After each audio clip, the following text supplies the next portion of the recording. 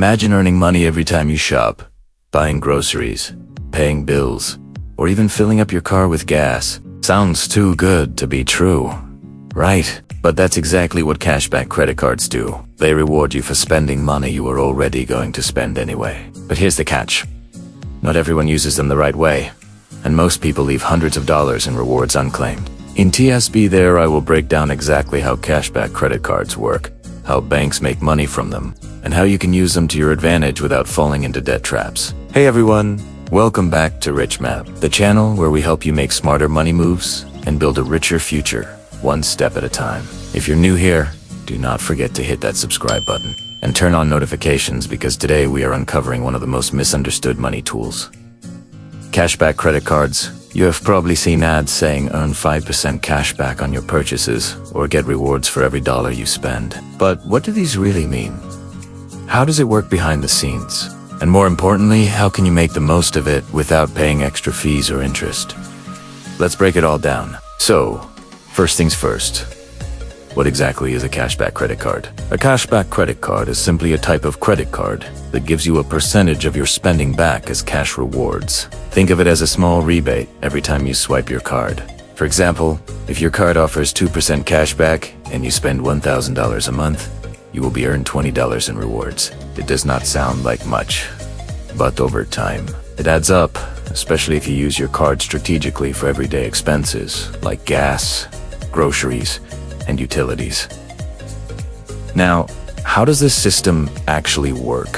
When you use your credit card at a store, the merchant pays a small transaction fee, usually around 1.5% to 3% to the credit card company and the bank that issued your card. That's how they make money. In return, the bank shares a part of that fee with you in the form of cashback rewards. So, you're not getting free money, you are getting a cut of what merchants are paying to accept card payments. It's a win-win, as long as you do not carry a balance and end up paying high interest. Let's talk about the types of cashback credit cards out there.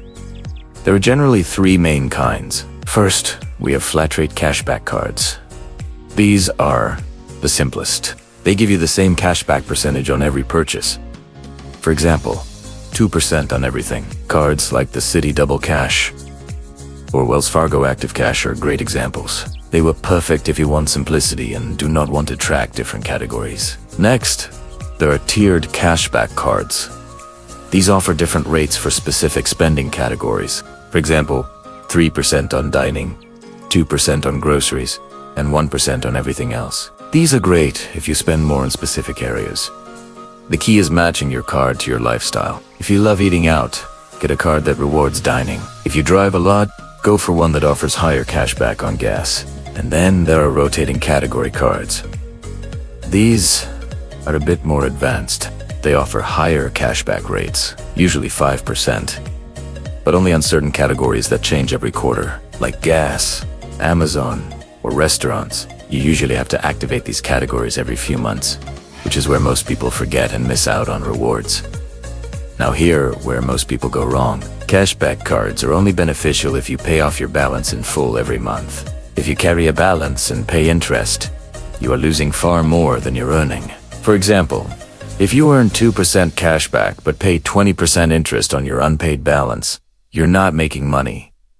You're losing it. So, rule number 1, never chase rewards if you can't pay your card off completely. Treat your credit card like a debit card. Use it for convenience and protection, not for borrowing money. Another tip, always understand the redemption options. Some cards let you redeem your cashback as a statement credit, while others let you deposit it into your bank account, get gift cards, or even use it for travel. Choose the redemption method that gives you the most value. Sometimes, cashing out as a statement credit is the simplest and smartest move. You should also look out for welcome bonuses. Many cards offer big rewards, like earn $200 cashback after spending $1,000 in the first 3 months. These are great opportunities, but only if you're re-spending money you are already planning to spend. Never buy things you don't need just to earn a bonus. And finally, pay attention to annual fees. Some cashback cards are free, while others charge $95 or more per year. Make sure the rewards you earn outweigh the fee. If not, stick with a no annual fee card. There are plenty of great ones that still give solid cash. A pro move, combine multiple cashback cards strategically.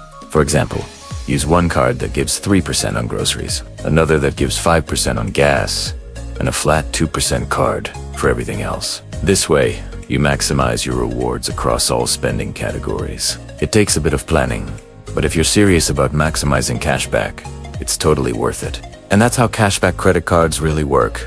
They're not magic, but when used wisely, they can turn your everyday spending into real savings. Remember, the key is discipline. Pay in full, track your categories, and never let rewards tempt you into overspending. If you found this video helpful, give it a thumbs up and share it with a friend who loves saving money. Comment below which cashback card you're using or planning to get.